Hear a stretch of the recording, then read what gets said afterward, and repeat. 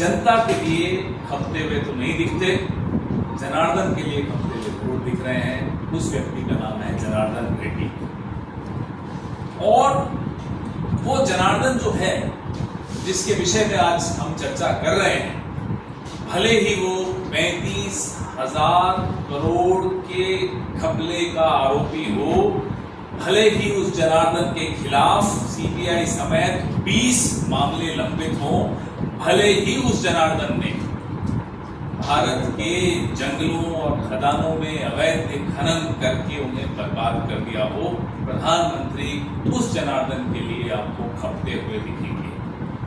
उसका नाम है जनार्दन रेड्डी।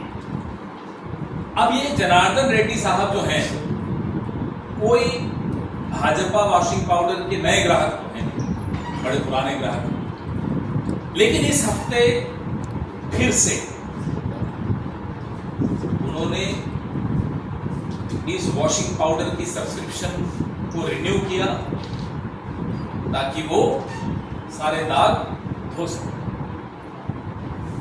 ये वो जनार्दन रेड्डी हैं जिनके विषय में एक जज ने कहा था कि इन्होंने मुझे 40 करोड़ रुपए रिश्वत की पेशकश की थी बेल लेने के लिए। ये वो जनार्दन रेड्डी हैं जिनको न्यायालय ने बेल्लारी से तड़ी पार किया।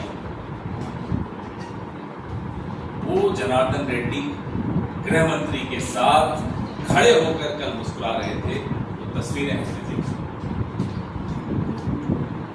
बेल्लारी बंधु, आप पत्रकार हैं, इसलिए 2-2.5 दशक से ये नाम आप सुन रहे हैं। हम राजनीति के छात्र हैं, हम भी पिछले 3 दशक से ये नाम सुन रहे हैं। बेल्लारी बंधुओं के नाम से एक कुख्यात गैंग है, ये भाजपा का बड़ा पुराना साथी।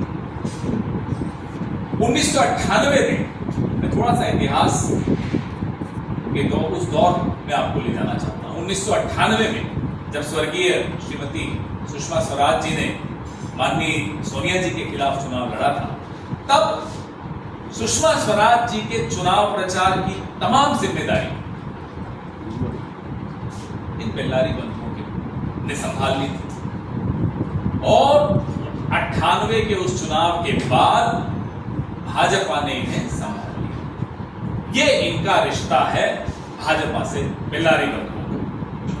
जो पूर्व मुख्यमंत्री येदियुरप्पा जी और इनकी जुगलबंदी बड़ी मशहूर है। बेल्लारी बंधुओं की येदियुरप्पा जी के साथ एक जुगलबंदी है, आपने सुनी होगी कई बार। इस जुगलबंदी के चलते आयरन ओर की अवैध खनन और निर्यात की एक ऐसी लूट मची कि पूरे भारत में येदी और रेड्डी नाम का एक ये जोड़ी थी, बड़ी प्रख्यात हुई, बड़ी मशहूर हुई। येदी रेड्डी गैंग, ऐसी बातें हुई। इसमें येदियुरप्पा जी को जेल भी जाना पड़ा, लीपा पोती के लिए भाजपा ने उनका इस्तीफा भी लिया। आप सब इस इतिहास से वाकिफ हैं, आपने सब पे रिपोर्टिंग की हुई है। और 2011 और 17 के बीच इनकी कई बार गिरफ्तारी भी हुई। अब जब ये वापस से भाजपा में शामिल हो गए हैं, तो सीबीआई अब इनको ऐसी क्लीन चिट देगी, उजाला की सफेदे भी इनके सामने फीकी होगी। ये इतना चमकेंगे, एक के बाद एक देश भर 35,000, 70,000, 80,000 करोड़ के घोटालेबाजी या कथित आरोपी, जो भी आप कहना चाहते हैं, मोदी जी और भाजपा का वो दामन थाम लेते हैं और साफ हो जाता है। ये फिर हो रहा है, इतिहास फिर दोहराता है, हर हफ्ते दोहराता है, हर महीने दोहराता है। जब इस व्यक्ति ने 35,000 करोड़ का घोटालेबाज है जनार्दन रेड्डी, भाजपा में शामिल होते ही कहा कि मैं अपनी जड़ों की ओर लौट आया हूं। अब आप खुद समझ लीजिए कि इस देश में भ्रष्टाचार की जड़ कहां है और कौन। हम नहीं बोल रहे, ये घोटालेबाज बोल रहा है कि साहब मैं अपनी जड़ों में लौट कर आया। इतिहास तो मैंने आपको बताया ही, लेकिन कारण भी समझ लेते हैं कि क्या मजबूरी रही है कि ऐसे व्यक्ति को कुख्यात है उसको क्यों शामिल कर रहा है।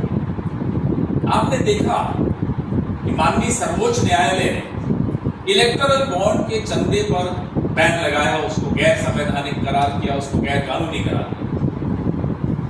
तो अब ये है भाजपा का plan B. This is the plan B of BJP after the electoral bonds were declared unconstitutional by the honourable Supreme Court. What is the plan B? The plan B is कि अब सीधा पार्टनरशिप ऐसे व्यक्तियों को साथ में ले लो जिनसे पैसे लेने हैं, जिनसे पैसे लिए हैं। कोई पर्दादारी मत रखो, बिल्कुल साथ में मिला दीजिए, खाएंगे, खिलाएंगे और उसके बाद पाचन शक्ति इतनी मजबूत कि वो बंगाल हो, कर्नाटक हो, कहीं के भी घोटालेबाज हो, सब कुछ बचा लिया, उन सबको बचा लिया। ये कारण है कि ये इस तरह के लोगों को अपने साथ जोड़ रहे हैं। हमारे कुछ सवाल भी हम पूछना चाहेंगे कि तमाम साक्ष्य हैं, लोकायुक्त की रिपोर्ट है, मोदी सरकार के सामने सब कुछ है, फिर भी इस तरह के व्यक्ति के तमाम सीबीआई के केस क्यों बंद किए जाते हैं? क्यों उसको अपने साथ जोड़ लिया जाता है? क्यों मोदी जी और भाजपा जनार्दन रेड्डी को बचाना चाहते हैं?